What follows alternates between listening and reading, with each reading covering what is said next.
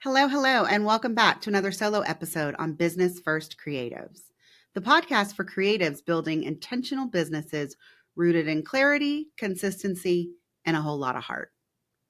Okay, let's be honest. How did that sound? I love talking about clarity and consistency, and so I'm testing that out as like the new tagline. Hit me up and tell me what you think. Okay, but today I want to unpack things that most of us have felt regardless of how long you've been in business. You are attracting the right people. They're saying the right things and then they disappear. You're doing the marketing, your work is solid, but the inquiry hits your inbox and it fizzles. Today, I want to talk about why that happens and why your client experience might be missing something that is leading to these people ghosting you. And you know what kind of lead I mean. They found you through a referral. They've been engaging on your Instagram. They use words like obsessed, finally found you. You're exactly what I've been looking for. And then silence. And it's easy to think when someone ghosts you that you've done something wrong.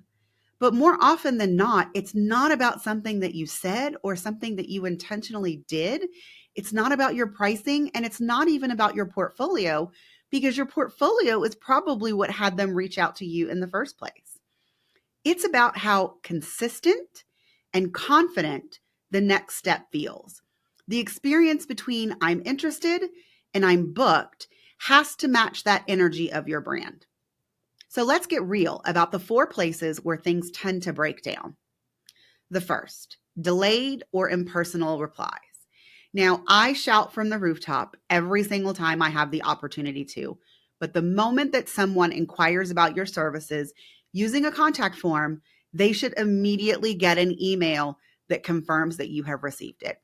I have talked about this ad nauseum, and I am going to link a few of my favorite podcast episodes related to your automated lead response inside of the show notes. But if they have to wait days to get that reply, or if your response sounds like a copy-paste template, it immediately dulls the spark that they had when they filled out your contact form and the excitement that they felt about working with you.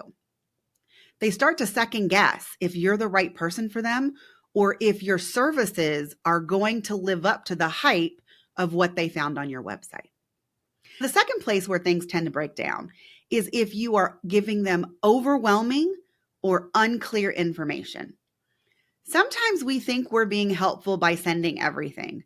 You know what I mean. You have an automated lead response email that tells them to look at 8 different links. Y'all, that's too much. It's too many links. It's too many packages. It's too many things for them to look at. They have already decided that they are interested in hearing more from you by filling out your contact form. And the next steps that you tell them to take have to be specific and have clarity so that they don't feel like you are overwhelming them with all of the information on your website and that the rest of the experience is not going to be personalized and customized. Okay. So when people are overwhelmed, they don't move forward. Every single piece of your client experience needs to be crafted with careful thought. The third place where I see things break down is no emotional connection. If they're super excited to work with you and then they get an email that doesn't match that same energy, they are immediately turned off. Likewise, if they get emails from you that are what we would call a little bit more professional, language that you wouldn't use every day or that you definitely don't use when you're popping into your stories on Instagram every day, they are going to lose the sense of connection that they got from you depending on where they found you. If they were really excited to work with you after reading all of your posts on Instagram, watching all of your stories, and then they go to your website and they're getting the same vibes, and that very first email that they received is like very clean language and doesn't match the person that they thought that they were speaking to, they are going to go from the hell yes energy to the maybe. I think I should look at other options. The fourth thing where things tend to break down is during your sales call or after you have sent the proposal. Now, this episode is not about telling you whether or not you should do sales calls or not. I actually have one of those kinds of episodes coming up in a few weeks. But this is when I'm telling you, whichever path you take, You have to be clear because this is when the decision gets made. Whether you're hopping on a sales call with them or you're directly sending them a proposal, if that sales call doesn't match the energy, if that sales call isn't a very consistent conversation, if it feels like you are grasping and pulling things out of thin air, if you seem to be wishy-washy on what your offer is, what the price is, and what they're actually going to deliver, or in the case of a proposal, if it's missing key important elements, they are going to walk away from either the sales call or looking at the proposal with indecision. They are not going to know how to proceed because they don't understand what it is that you are laying out and offering. So just want to say this clearly. You don't need a sales call to convert, but you absolutely need to be clear on your offer for whichever path you take. And so whether you're saying it with your chest on a sales call or you're writing it very clearly in a proposal, clear prices, clear inclusions, and confident delivery is how you are going to get people to say yes. So let's talk about how you can build confidence through clarity and how you can make that decision-making moment feel easy and aligned for the leads that are inquiring with you. If you do sales calls, I want you to know your flow. I want you to lead the call with curiosity. That means you don't get on a call and basically treat it like a sales presentation. You have to let the client talk. You have to let them tell you why they were interested in you in the first place and what it is that they are actually looking for. Even if you think that they were crystal clear on their inquiry form, give them the opportunity to speak. I always think that client-led sales calls work a lot better than business-led sales calls. Let them talk. Let them ask questions. In your mind, you know the points that you have to hit, but you should be able to do it and let the client feel like they are being seen and heard at the same time. The second thing, which I know that some of us struggle with this a lot, but I want you to talk about your pricing openly. I do not want you to apologize for your pricing. I do not want you to assume that your prices are too high. I do not want you to start negotiating with yourself and offering to lower your price right after you've said your price. And the last thing that I want you to do in a sales call is be clear with the next steps. If you are going to send them a proposal in the next 15 minutes, say that.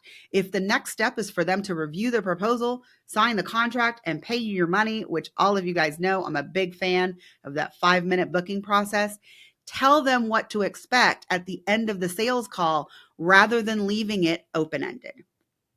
Okay, so what if you're not doing a sales call? If you're leading with a proposal, I want you to make the email that sends the proposal be warm, personal, and simple. The email is not where you should lay out all the details. You want them to click that button. You want them to go to the proposal and see every little bit that you've included, like a warm message, your social proof, your frequently asked questions. Look at the actual offer to see the benefits and the features laid out in the written word. You want your proposal to do the talking for you. You want to show the value inside of the proposal if you are not having a personal conversation with them. And last, you need everything in there that they need to say yes. That's your price, your process, your timeline, and what comes next. Sales calls work. Proposals work. But the common thread in both is consistency in your voice and clarity in your offer. Whichever one you do, that is what leads to people actually saying yes to your offer. Okay, so here's what I want you to hear me say. Your best leads don't need more convincing. They need you to show confidence in your offer, and they need you to clearly identify and communicate what it is that they get when they say yes. Now, if you need support in identifying where you might be falling flat, I would love to do a client experience audit with you. This is when I look at your CRM setup to make sure that you are using all of the features.